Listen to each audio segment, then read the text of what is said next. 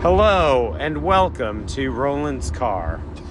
Hello. Hello. All right, so to catch you all up, by the way, Roland, I recounted the story of when I blocked your meddling mage with my attunement, and Rich Shea said you are one of the strongest mental game players that he knows, and that I would not have blocked the meddling mage in most circumstances. I think that Rich Shea is vastly overestimating my ability on the battlefield. Rich Shea is one of my biggest frenemies, and Rich Shea said you are one of the strongest mental game players he knows, and he apparently gave me the benefit of the doubt. That was wrong.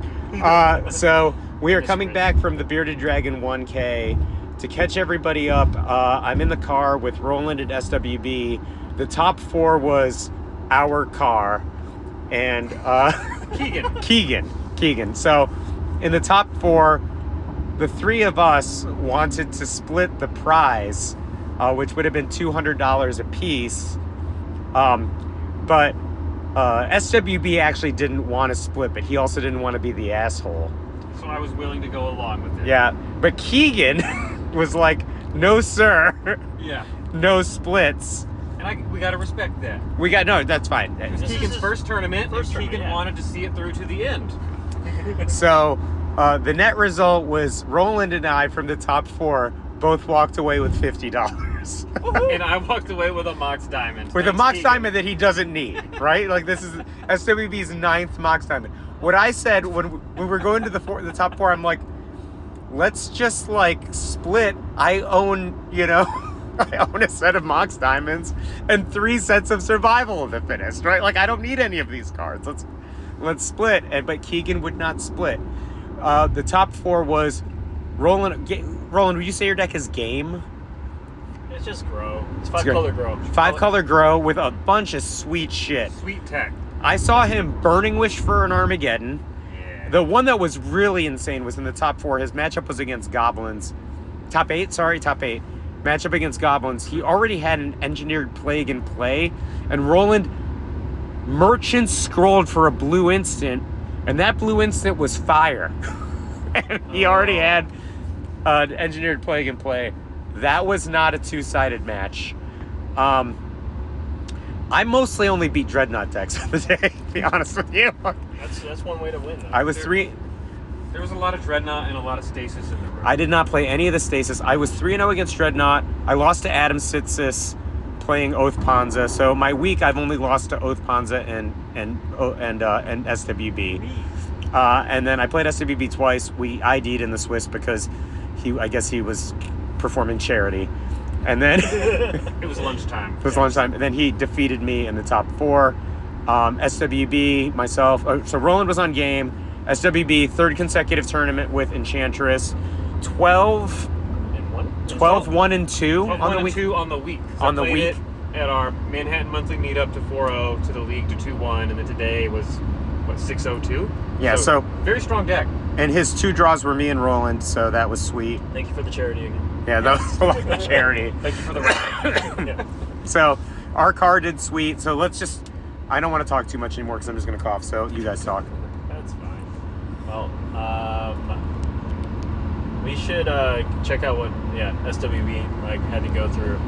Oh yeah, what was your matchup? Oh yeah, so I started the day with the Enchantress Mirror, and which I had not played before. The games really felt like 2 ships in the night. I believe it was 3 games. We just sailed past each other each way.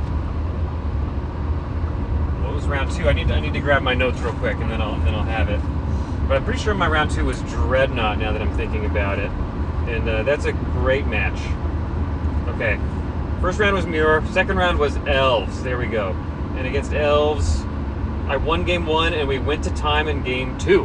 Oh, I watched that match. Yeah, we just stalled it out, and my opponent Did he not have red? That, I wonder, because he seemed to be on an Armageddon plan in game 2, if he cast 2 Armageddons in game 2. I wonder if he maybe pivoted off the mountain and into the plains, perhaps, because there was never any surviving for anger in game 2. Whoa. And I never saw a mountain, even though he could have grabbed one. Real Elves players have both a mountain and a plains. Real, yeah. What? That's tough if you never Really? mulligan. I have a mountain and a plains. That's so aggressive. Let's see, so the mirror was best of 3. The against L's was 2 games. I drew round 3 with you, Mike. Round 4 was against Nick on Dreadnought, and I won game 1, which I don't expect to win game 1 against Dreadnought with Enchantress, but I got lucky. Game 2, I got cheesed. I kept a 1-lander on the back of Xantid Swarm and Carpet of Flowers, and they were both dealt with, and then I never drew a second land, and he jammed, which is fine. And then game 3, it's just a great matchup for Enchantress.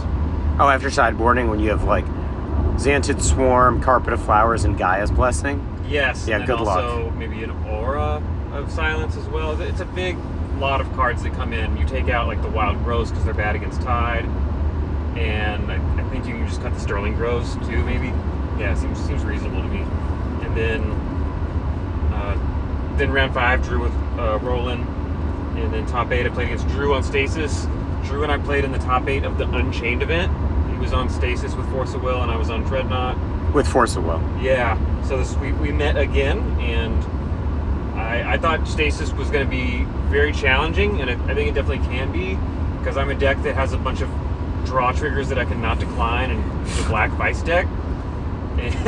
However, some early explorations help get under the Vice, and Sarah Sanctum is just so completely cracked, being able to play it and to play so many things out of nowhere. And Seal Cleansing turned out to be very important, just keeping one of those around, right? Vices out. You can either take out a Vice, but I managed to just eat some Vice damage and then hold up the Seal to eventually remove a Stasis on tap and have a super powerful turn. And I was going to end that turn at 6 life with a full hand of 7, which could put me dead to the Vices, but I was going to have, if the turn went well... Solitary Confinement. Yeah, I could have Solitary Confinement. I think I was able to replenish back a Seal. I even had a Plowshares if I needed to plow one of my enchantment creatures to not die to the Vices. So, because that's game 1, and I still have Plow in my deck. And game 2, the thing about the Enchantress is I often can't remember specific details of games because There's so much. they snowball and there's so many game actions. And in the games that go well, you draw more than half your deck, and you have a huge board, and it's hard to remember any specifics. So What was the MVP for, I guess, against the Stasis deck? Replenish? Or, what's the MVP there? In game 2, it's probably the Solitaries. Solitary Combine? Yeah. Yeah. Save you from the Vice damage. Very powerful. Yeah, no Vice damage. Also, like, you have to discard, so you can... But you don't need to discard I guess your it doesn't Vice at matter, that yeah. point, right? It doesn't matter, and you leave in the Sterling Groves to protect them from bouncing. And he the also- Solitary. He had Brain Freeze after sideboarding, So he plays a main deck Brain Freeze, and I knew about that because I've chatted on Discord. I'm familiar with his deck list. So he did, in game 1, Brain Freeze me down to 6 cards in library. I was a little bit intentionally careful to play my last important spell under the Storm Count, and it paid off because he had the Brain Freeze. And then in game 2, I have the Blessing, so they may not know that I have Blessing, so felt pretty safe there. So that was top 8, and then top 4 I played against you, Mike. What are the notes here? I remember I was on the play in game 1, and that's pretty good. I mulled to 6. You had a main deck Plow, which I did not know that you had in your deck. That's right. You plowed my first elf, and I think it was all that she wrote when you plowed my first elf in game 1.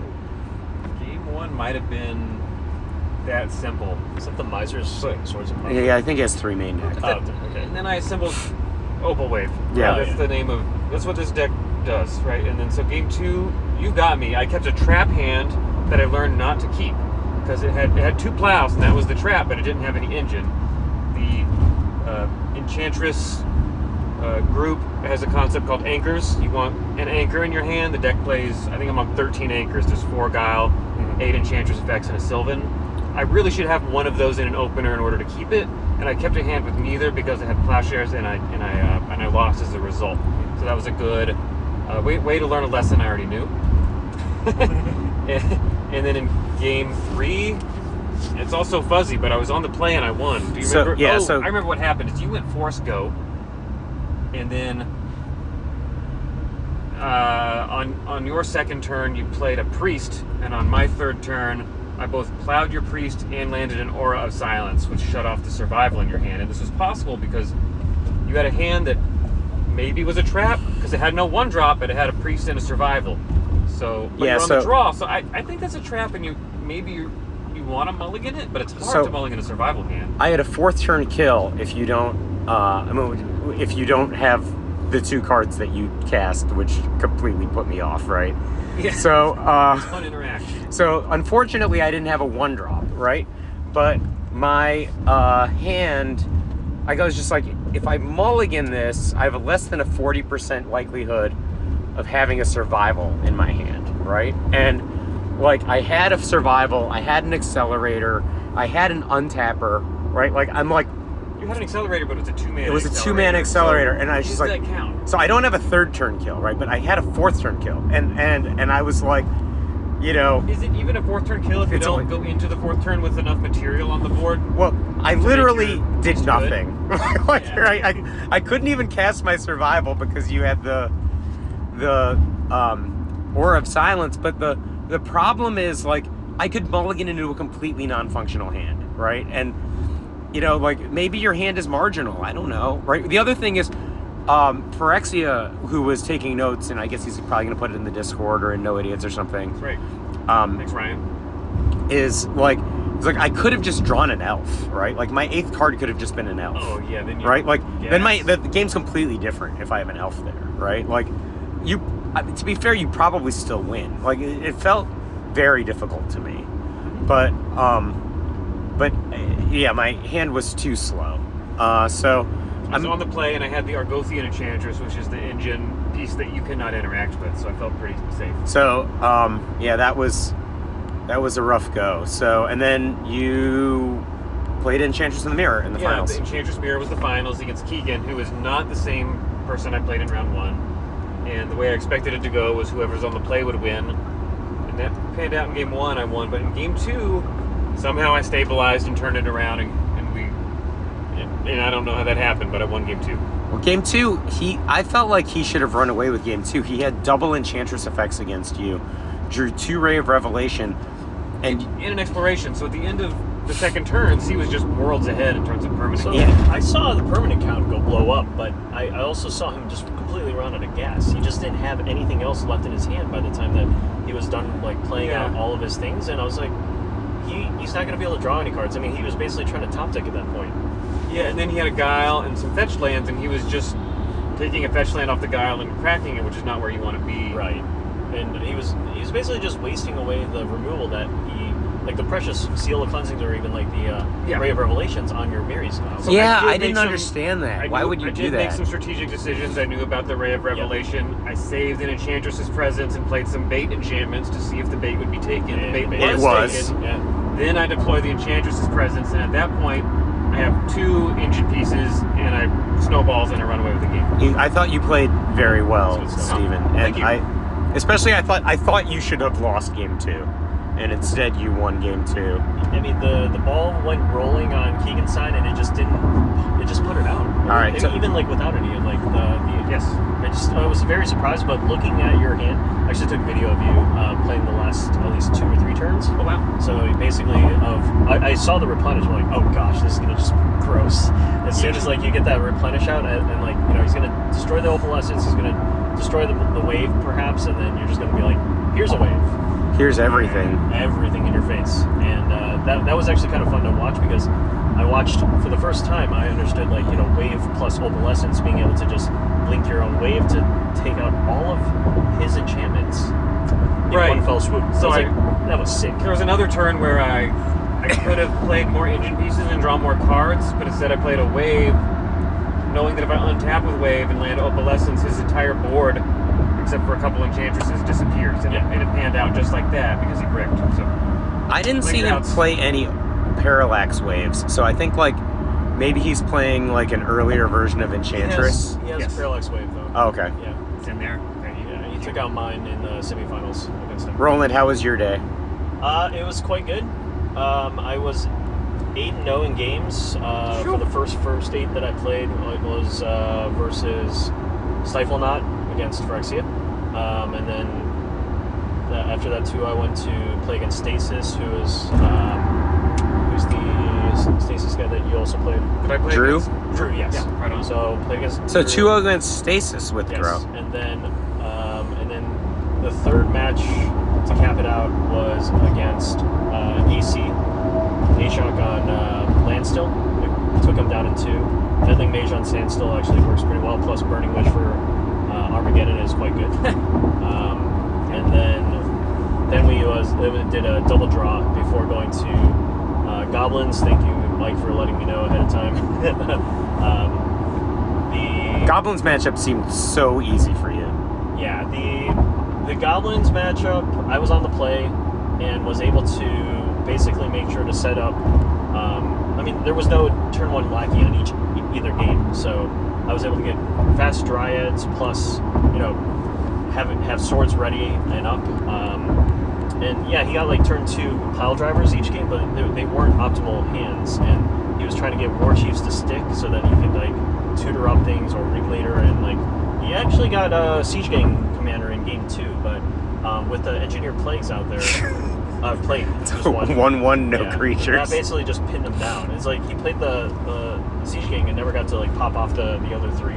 So yeah, that plus Mystic Enforcer, and I think post board, I actually set it out my Burning Wish package and just brought it straight back into the deck. So it was mostly against the Goblin decks, and that included one Call of the Herd, which paved the way for just basically putting up a wall. Didn't have to eat face even with just a pile driver, War Chief, and Siege Gang out there, just hanging on for dear life. Burning Wish for Call of the Herd is super classy, Yeah, I have to say. nice. That was definitely a part of the Wish package that I really enjoyed. So can't wait to post up this list.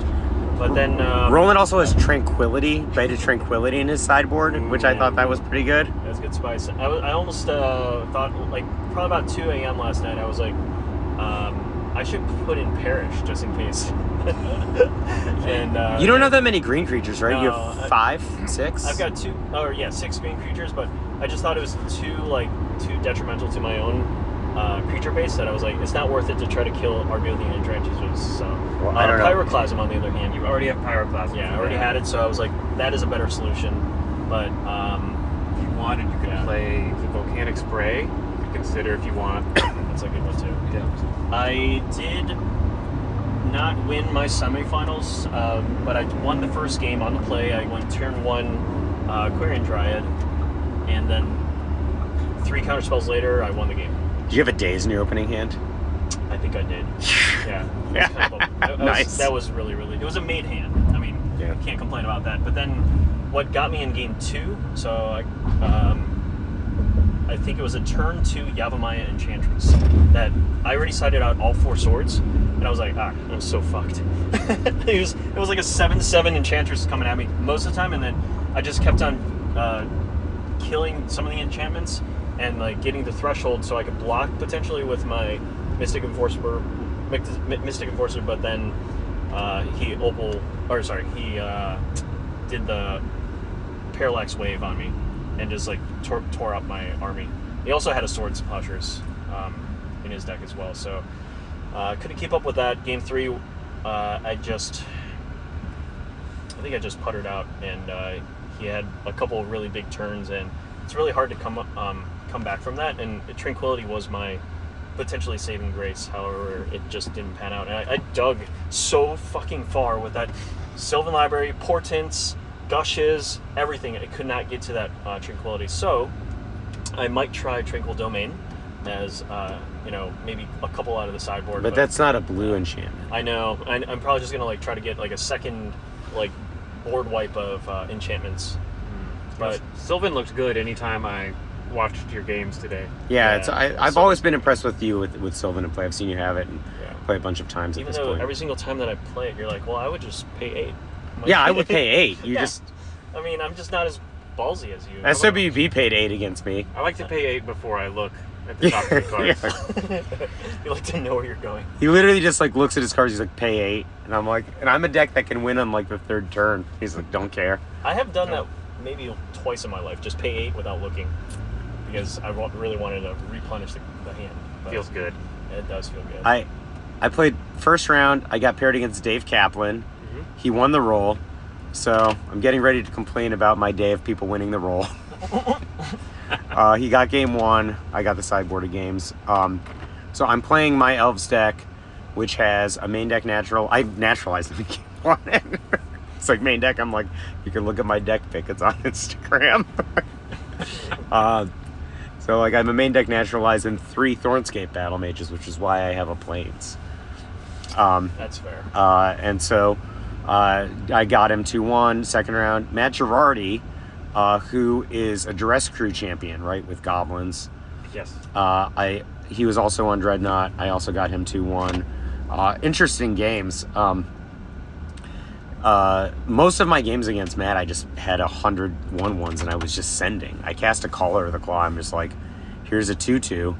I had Exaxes, just attacking through Dreadnoughts. Round 3, I had SWB. He gave me a charity ID.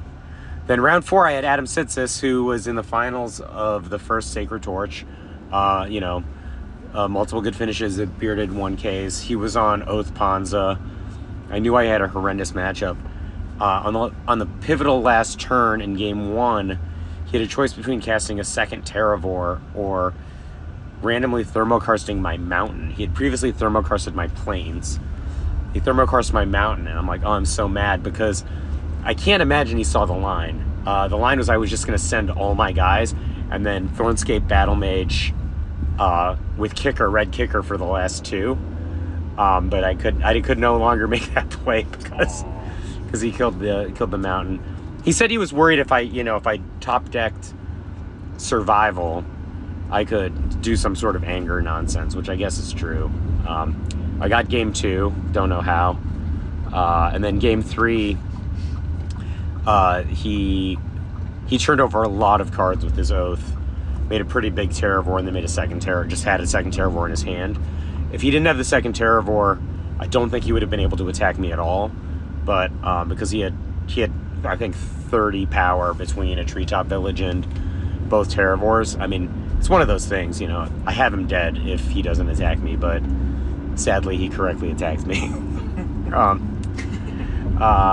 Then I played against an Esper deck, Sydney on Esper in the last round. God bless him, I don't know what was in his hand. He had like 5, Impulse, had a bunch of cards in game 1. But I was able to resolve multiple Deranged Hermits in a single turn, attacked for like 40. And then in game 2, he had an Engineered Plague that didn't kill anything, right? So I had a Llanowar Elves that I returned to my hand with Wirewood Symbiote, and I just didn't play any other elves. I was just kind of slow played the game. And then I got Haste Elvish Lyris to kill the Engineered Plague, and then he played a face-down creature. I think that if he had just flipped his face-down creature and it was an Exalted Angel, I think I would have been in trouble. I didn't have a lot of offense in my deck, right? Like, so I would have just been like reduced to bouncing back the same Deranged Hermit over and over again. I imagine he must be able to, recover from that if he just doesn't attack, but he just cast a bunch of instants to try to interact with my Deranged Hermit. And what was the E-Plague naming?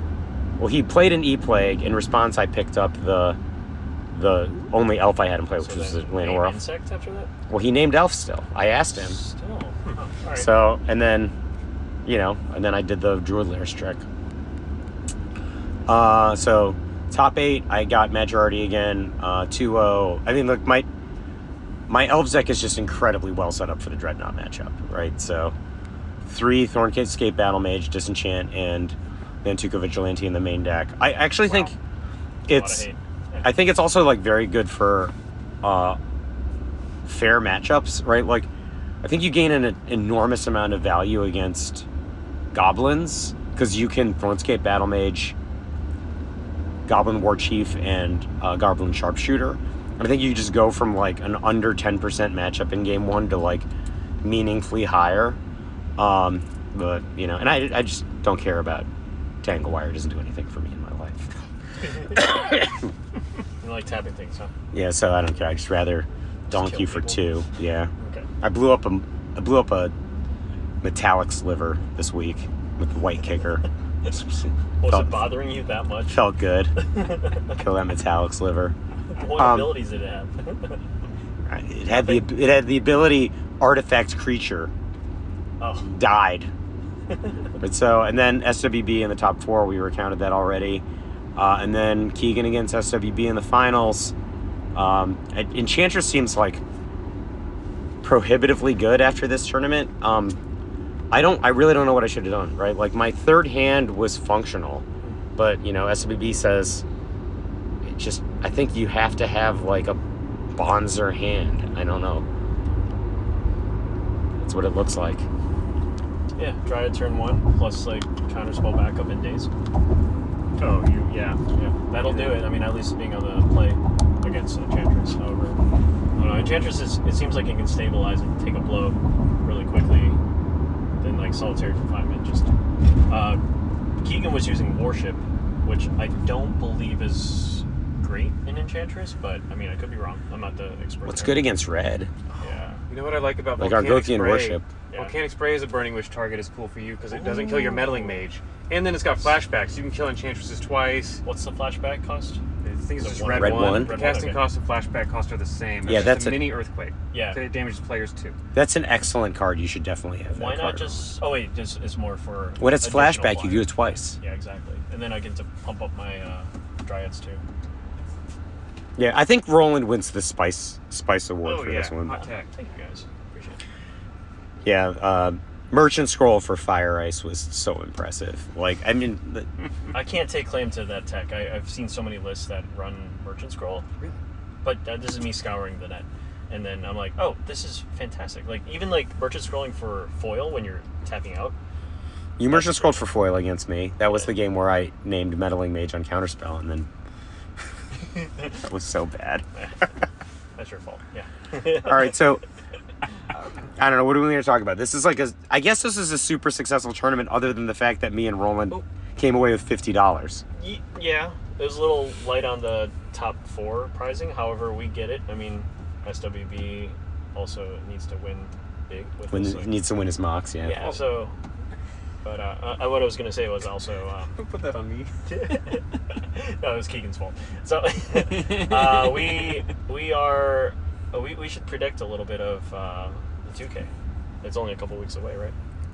Yeah, Oh, wow. so in 3 weekends from now is the Sacred Torch, I believe. Yep. All right, so going to be a lot of good players. Pro Tour champions will be playing in this tournament. OSIP, probably going to play Replenish. SWB, if I were him, would not be. You would need to chain horses to me to not play Enchantress again, I think. Roland, you've just been playing your Grow game deck for as far as I can remember at this point. Trying to innovate and also get as many reps as possible with that, and also just tinkering around with the sideboard, the right configuration. Oath is I loved your interesting Oath thing, sideboard. I thought it was really innovative. that one was one that I thought would do better in a large field, right? But then what I slowly realized was that you play against a skilled burn player, they're never going to let you trigger Oath. Even though someone did. Someone let me trigger Oath. Are you saying I would let you trigger Oath? No. But I'm just saying, like, a normal burn player, like, skill level, 7 out of 10, like, is not going to let you trigger Oath because they know that the Phantom Nishoba is going to come down. They know that the Akroma is going to come down. So, But they don't necessarily know that Oath is in your deck. They don't, but, I mean, you have your own Jackal Pup and your own Mog Fanatic. You're going to Mog Fanatic your own Jackal Pup first before, you let Oath trigger. Or just burn your shit before, Yeah, but, your strategy has both Chill and Oath, right? Like, No. Chill is... Oh. There's no show. There's no show until... No, Chill. Oh, Chill, yeah. No, there was no Chill in those... Oh, okay. Because you had that Chill Oath today, sideboard. though, right? Chill today, yes. There were 3 in the sideboard, and that is borrowing from, other configurations. However, I wanted to... there was one open slot that I knew I could either have a Stifle or a second foil in the main deck, and I wanted to try something new, which was the Burning Wish. So I was like, all right, let me get the Burning Wish, because I didn't really want Armageddon in the main deck. I just wanted flexibility in that spot. I saw you Burning Wish for Armageddon one time, and you won the game handily. Yeah, that was against A-Shock, because like I feel like that was the one key card, and that will actually happen. I think if I hit Burning Wish in most games, it's like Pyroclasm, Tranquility, what was it, Hull Breach. Mm-hmm. I actually had Cabal Therapy in the considerations as well. So cool. But Armageddon being the big one. Cataclysm was on the chopping block. Cataclysm Yeah. in a Mox deck with Sylvan Library. Great against Enchantress. I like. Oh, that's actually great against Enchantress. I agree. Love it. So yeah, there's a lot of like fun things that you could do with it. I mean, I appreciate the suggestion earlier with deep analysis. I think that is a good one too. However, it's going to be tough to consistently cast it, and life is usually pretty low. So I might. It's going to be tough. So, do you think that Mystic Enforcer is like meaningfully better than Psychotog in this strategy? I think it's the evasion that helps. The prop black is not. I guess nobody plays black cards.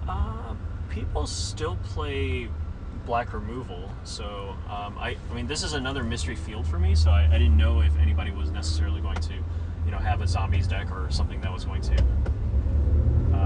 just destroy me. So I mean I like Mystic Enforcer the way that it just on the curve. It could be 2 more Call of the Herds.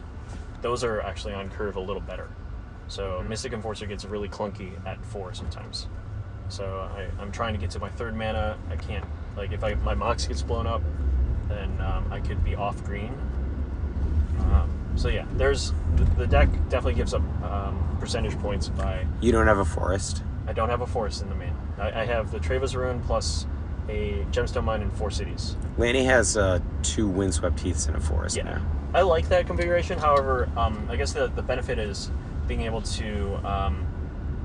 and this is something I considered as well, was like Burning Wish target Reverent Silence, so that if I had the forest in the mana That's phase, 0 mana, right? correct. So gain 6 life for each other player, and then destroy all enchantments in play for free for sorcery speed.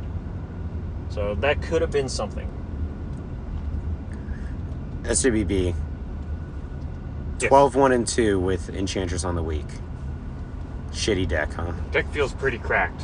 The loss we talked about, it was to red-black goblins, and also the match win that felt closest to losing was at the meetup was also to red-black goblins. So that's definitely a strategy to consider if you're aiming for Enchantress. Well, as someone who was planning to play Elves at Sacred Torch, I don't really appreciate you telling people to play not only a Goblins deck, but a Goblins deck with Perish. That seems very unsportsmanlike to me. All you got to do is continue to talk up stasis for the next 3 weeks, and you won't have to worry about that. There was so much stasis in the room, and I'm pretty sure it's a spike colony effect. Is it that good of a deck? Stasis? Yeah. It's like a meme.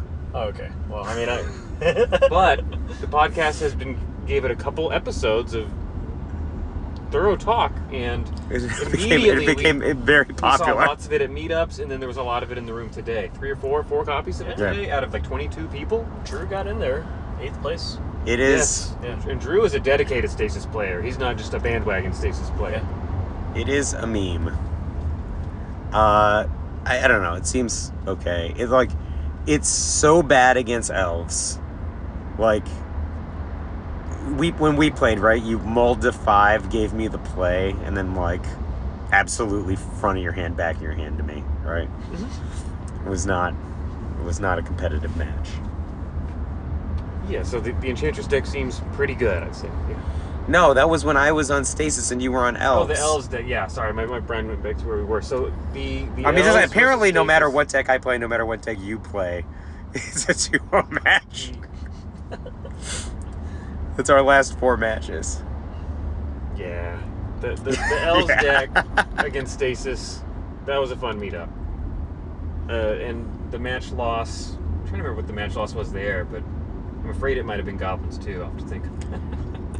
Damn, I strive to be as good as SWB on the Mike Flores matchup. Right? It's pretty good. have a read on what Mike's going to play. However, winning against Replenish last meetup was unexpected, last league. I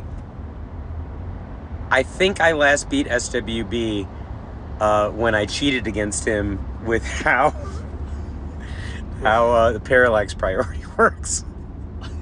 And that was a That was very like a long year time ago. Yeah, like I think that was the last time I beat him. He's And learned. that resulted in the episode where Jin gets called on the phone Yeah. Oh. in the middle of the episode. It's a fun episode for anyone. I can't listen to it. I tried to listen to it. It was too painful to me. That is a lot of people's favorite episode of Spike Colony. That's how you know it's good. Yeah.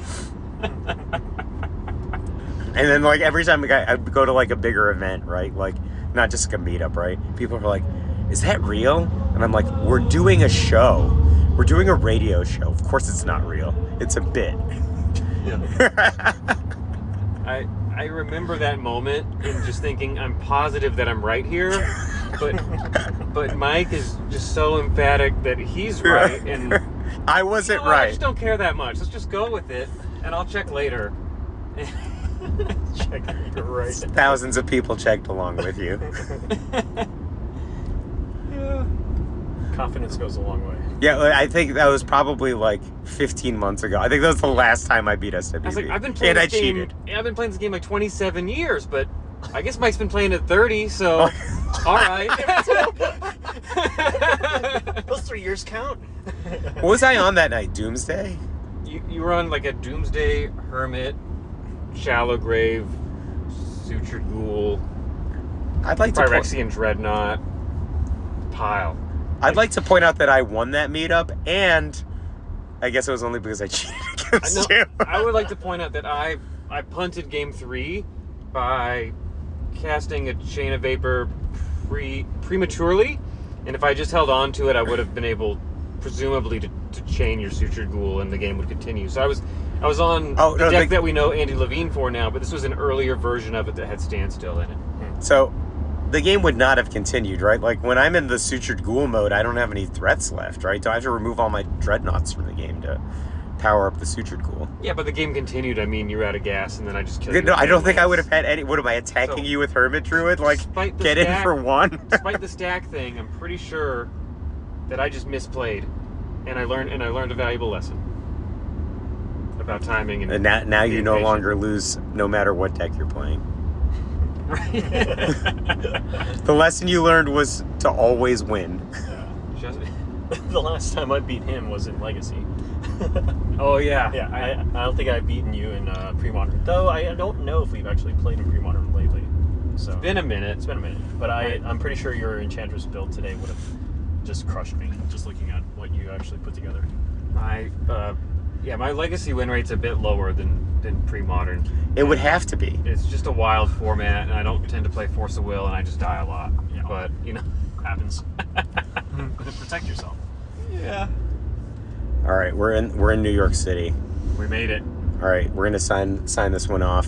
Anybody have any final words? No, but thank you. Thanks for for together, and thank you, Roland, for getting us home. Thanks for driving, Roland. Great job, SWB. Shout out to the Bearded Dragon for running a great event and having the most exquisite game store I've ever been to. It's so nice inside. And thumbs down to Keegan, who took $150 from me, and $150 from Roland. Damn it, Keegan. But also, that was completely within his rights, and Yeah, I admire him for wanting to play it out. I agree. And he got a survival for his efforts, which is great. For him and not for us. Love Spike Colony. Yes. But no, thank you for always doing the Spike Colony stuff. I promise I'll listen to more than one episode. See, this year. don't tell my listeners that you don't listen. No, Hey, that's not No, I helping. do listen, You but thought it's you were just like done. one per year. So, like, Okay. it's just when I have time. Yeah. Okay. All right. Well, But you're a beautiful person. thanks a lot. Beautiful and handsome. Exactly. And smart. And I came away with $5 more than my entry fee today. In credit. In credit. Oh, Handsome genius, as a handsome genius does. winning. All right. Bye.